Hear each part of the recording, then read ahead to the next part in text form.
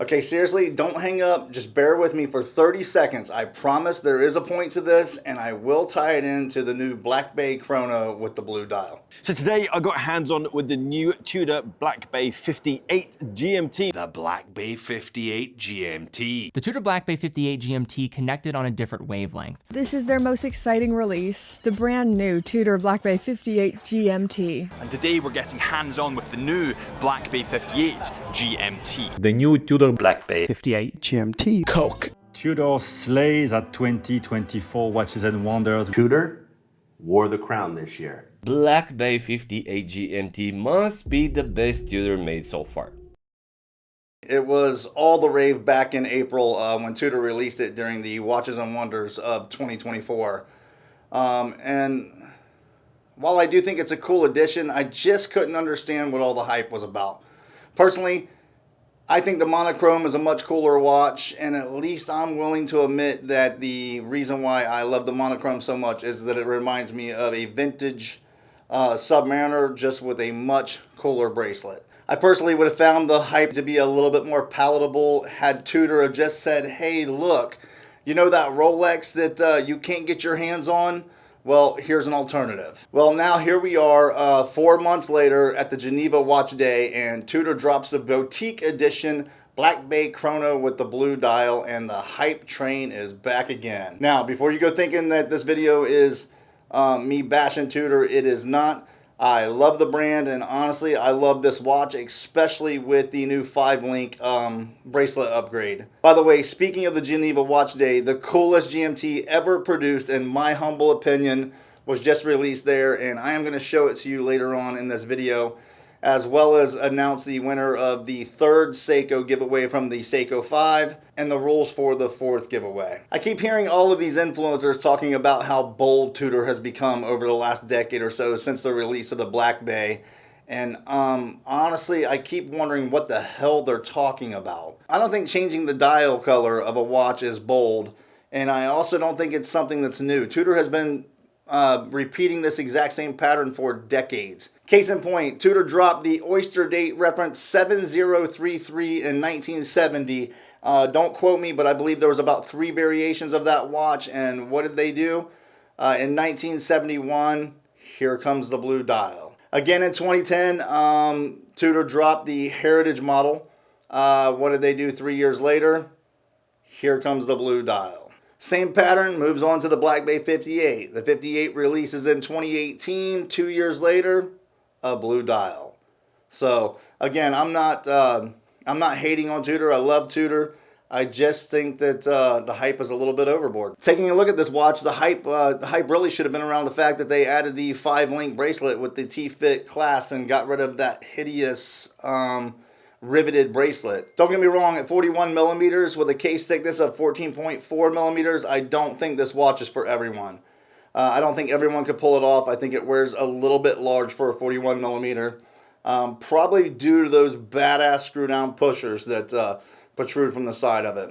But because of those screw down pushers and that screw down crown, this watch has a waterproof up to 200 meters or 660 feet. And if you know anything about chronographs, that is just insane. Before mentioning the movement, I want to talk about the price. There was a time, and it doesn't seem that long ago, that watch brands kind of stayed in their lane. For example, if someone had come to me and said, you know, I have a $1,000 budget, can you point me in the right direction? It would have been likely that I would have pushed them into a micro brand like Christopher Ward or Ball or something like that. A $2,000 or $3,000 budget.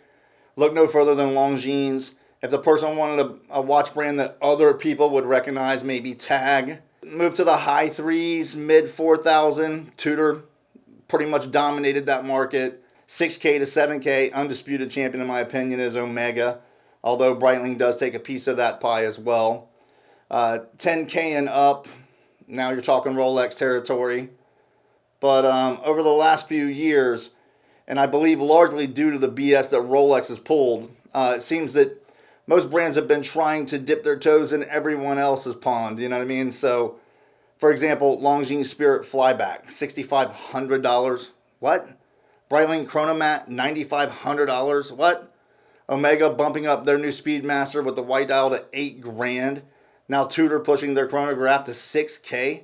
There's a serious problem when that happens, and it's this. I want the Tudor Chrono, and let's say at $4,500, Tudor's price point in the market, I'm down. But now that it's 6K, my choices have really went up. At that price point, or just a bit more, you can start looking at brands like IWC, Breitling, Cartier. The list goes on and on. Now, taking this into consideration, Tudor is killing it. Their quality is top notch, and the Chrono is sporting the Breitling B01 movement, which is one of the best chronograph movements in the entire world. While there are a ton of chronographs out there, I think it's kind of hard to argue that the most iconic would have to be the Breitling Navitimer, the Omega Speedmaster, and the Rolex Daytona. And the fact is that Tudor shares the heritage with Rolex, and it's rocking the Breitling movement. So there's that. Tudor claims that they have developed their own regulating organ, which I'm not really sure what that is. I believe they're probably talking about the escapement. For the most part, though, this movement is identical to the B01. It's just been modified for 2 subdials. So when considering it, maybe this watch is way overpriced, and because of the reasons we just mentioned with the movement and the shared history with Rolex and the quality Tudor puts out, maybe it's a bargain. Depends on the way you choose to look at it. For me, I would say this watch is a wait and pick up in 2 or 3 years for 4K on the pre-owned market. As promised earlier, feast your eyes on this. The Arm & Strom Dual Time GMT Resonance, just released at the Geneva Watch Day. Now this is what I call bold. We all know that a GMT keeps time in 2 time zones, but how about 2 time zones working independently? And honestly, with a price tag of $135,000, I don't think I'll be picking one up anytime soon, but I just wanted to take the opportunity to show you guys. So let's do the giveaway, and as always, I'm going to use a random comment picker to select the 3rd watch of the Seiko 5 giveaway.